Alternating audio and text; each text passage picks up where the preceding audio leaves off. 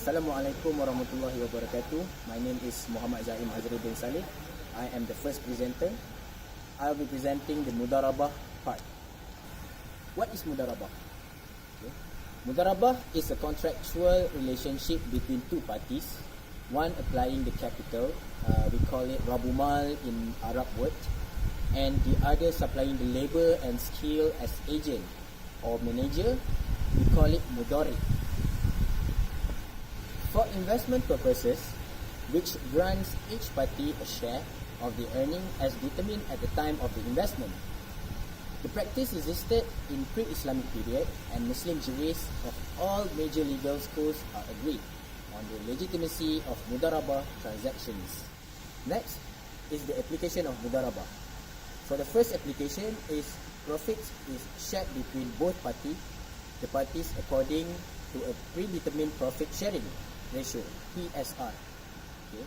The PSR must be mutually consented and agreed. Okay. Explicitly stated at the time of contracting and has to be in proportion of profit. The second application of Mudarabah is manager is considered as a trustee with respect to the capital invested.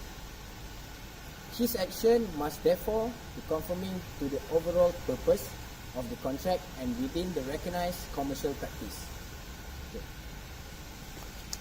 Okay. The third application of Mudarabah is the Mudarib. Okay, we call it as agent or manager, does not share in any financial losses which are borne solely by the Rabumal, the principal.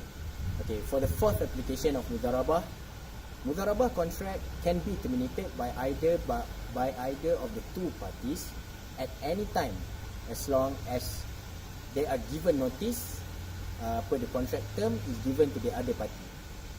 Okay, for the fifth application of Mudarabah, before the distribution of the profit, okay, according to their own PSR, the business must be liquidated constructively by way of valuation of assets by the mutual agreement of the partners.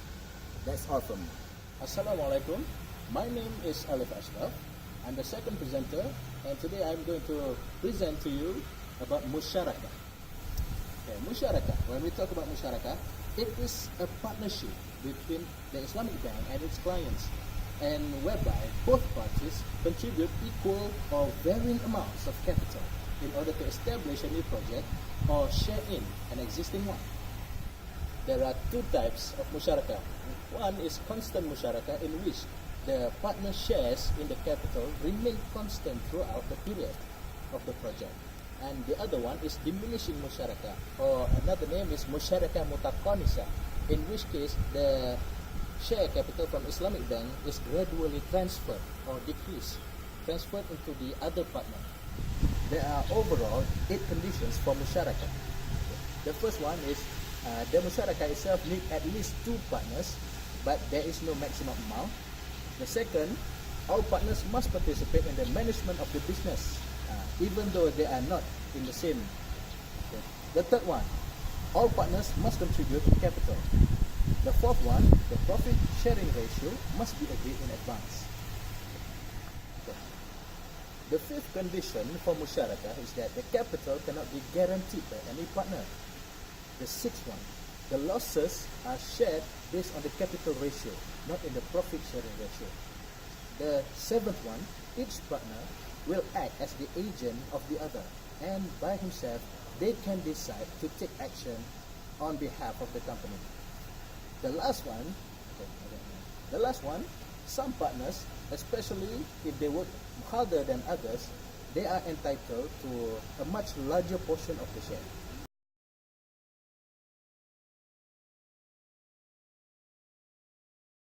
Is AKIF bin TAKYUDDIN, and I am the third presenter who is going to present about Islamic money market. According to Bank Negara Malaysia, the Islamic money market is integral to the function of the Islamic banking system. First one is to provide the Islamic financial institutions with the facility for funding and adjusting portfolios over the short term. And the second function is to serve as a channel for the transmission of monetary policy. Financial instruments and would allow surplus banks to channel funds to deficit banks. thereby maintaining the funding and liquidity mechanism to promote stability in the system. My name is EIZLAN. I will proceed with the history of Islamic interbank money market. It was introduced on 3rd January 1994 as a short-term intermediary to provide a ready source of short-term investment outlets based on Sharia principle. Through the Islamic interbank money market, the Islamic banks and banks participating in the Islamic banking scheme will be able to match their funding requirements effectively and efficiently.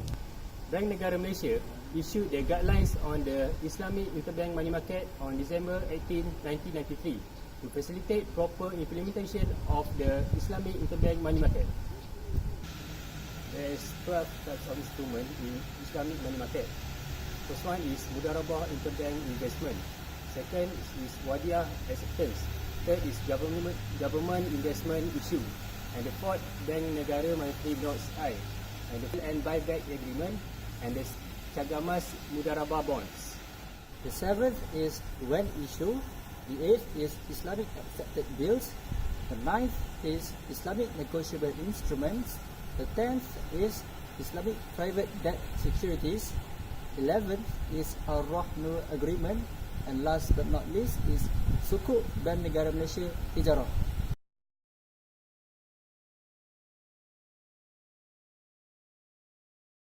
Okay, I'm the fifth presenter. My name is ZULHILMI ZULKEFLI. I'll be explaining a little bit about Nation Government Investment Certificate, which is issued by the Government of Malaysia under the Government Investment Act 1983 for borrowing money.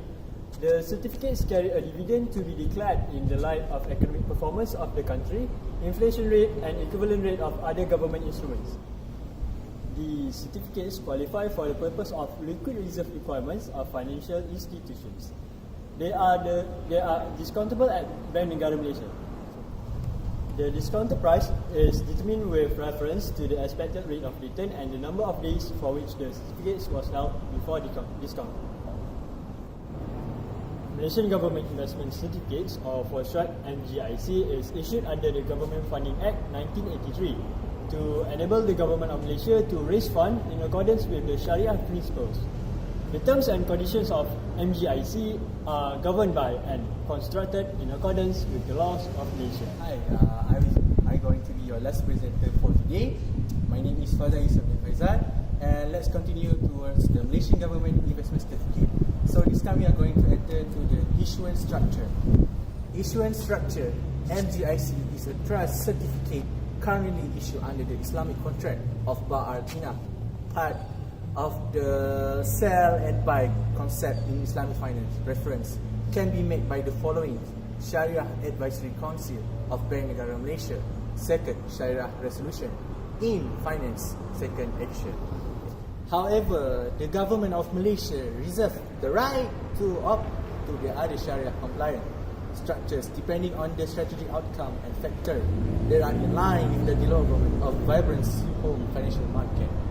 So for the Malaysian Government Investment Certificate, so the investor is consist among the Islamic and also conventional institutions among the primary investor of government security and employee provident fund, that's EPF, financial institution including PDs and including takaful operators. Thank you. Next, let's look into issuance size and tenure. MGIC issuance program is pre-announced in the auction calendar with issuance size ranging from 2 billion to 5 billion, and with original maturities of 3, 5, 7, 10 and 15 years.